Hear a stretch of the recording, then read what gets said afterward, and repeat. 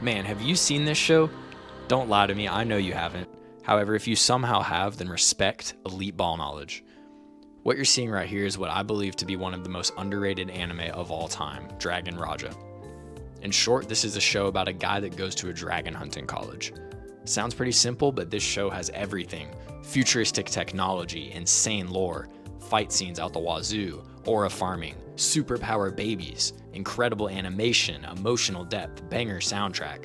Is it a masterpiece? You know, it's really good, but I think it needs some more time in the oven before I can confidently say that it's a full-blown masterpiece. The show isn't finished yet. Season 2 actually just wrapped up towards the end of 2025, so now would be a great time to get into it while it's still recent. Part of the purpose of me making this video is to spread awareness, because I want Season 3 so bad. Although I don't really think that popularity matters for certain shows like this. This is a Chinese production, and if you keep up with any Chinese animation, you know that they just do not care. They go all out, whether it's one of the most popular shows out there or if there's only 6 people watching. So before we dive into the show, I want to briefly go over some general info about the IP itself. Dragon Raja is a multimedia franchise that began with serialized novels written by author Zhang Nan, I'm probably mispronouncing that, in 2010. These were later revised and underwent some rewriting where newer updated versions were re-released. It was also adapted into a manhwa as well as an MMORPG video game that released in 2019. And finally, an anime, which is what we're talking about today. This series was extremely popular in China, but it's kind of difficult to find a ton of information about it in Western media. I don't really see a whole lot of people talking about it. Anyway, now that you have a little info about its background, let's dive into the show.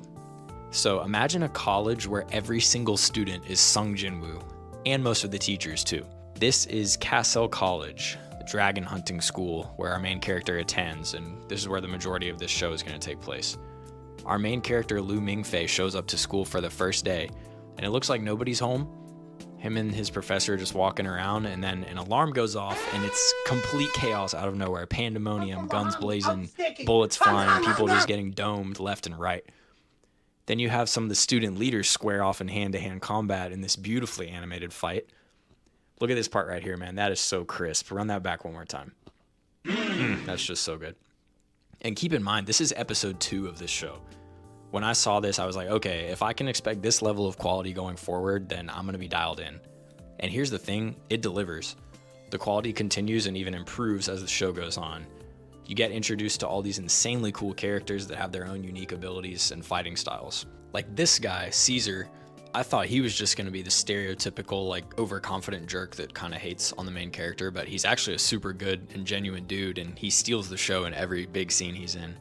Then you got Chu Zuhong, who's kind of like Megami if he wasn't a bum. You got Principal Anju, my personal favorite, who has potentially the coldest fight scene I have ever seen. I may end up making a video just covering that at some point. Even the throwaway side characters are just so cool. Like, these guys right here are just random henchmen. I don't remember a single one of their names, but they all just go completely ham in this one part, and then you never see them again. While we're talking about animation and fight quality, I want to shout out how well the dragons are animated in this show. There's like 3 shows ever, including this one, whose dragon animation doesn't completely suck. I'll go ahead and name drop the other 2. It's Mushoku Tensei and Frieren, so shout out to them. For whatever reason, dragons in anime always lead to some of the most jank and terrible scenes you will ever see. For example, this scene from Shield Hero Season 3. Ugh. Bruh, look at this dude. Oh, no, no, no, no. Look at the top of his head. Look at his lips. Anyway, back to business. Aside from the characters and action, the overall narrative is pretty interesting in my opinion. I know I've been praising the animation, but I think this is a show that's a complete package and doesn't just have a cookie cutter story. The lore has been cool so far, and I think it's supposed to get a lot deeper.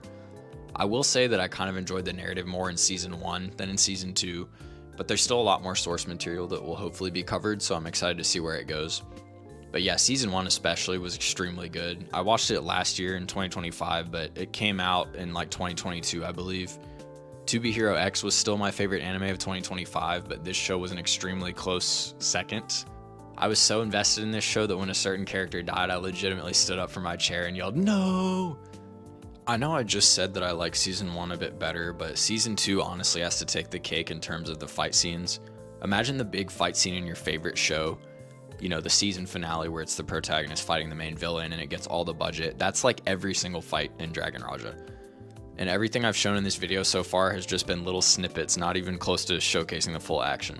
Season 2 starts off with this insanely brutal scene of these students getting legit ripped to shreds by this guy that looks suspiciously like the main character. And the quality and brutality continues nonstop for the rest of the season. Now I want to address some complaints that I could see because I want to clarify this show isn't perfect. The main complaint I've seen, which like I said earlier, it's pretty hard to find a ton of people talking about it, but it's that the main character is kind of lame. I get that, it's definitely a common theme of this show.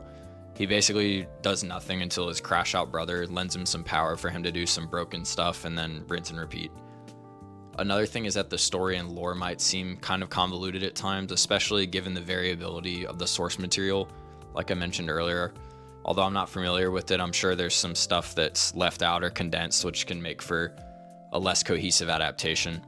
My personal biggest complaint was that there's always potential romantic development between the main character and the redhead baddie that doesn't ever seem to land, and it's upsetting because, like, just give me some payoff, man. If I was into this kind of deal, I would just watch Rent a Girlfriend.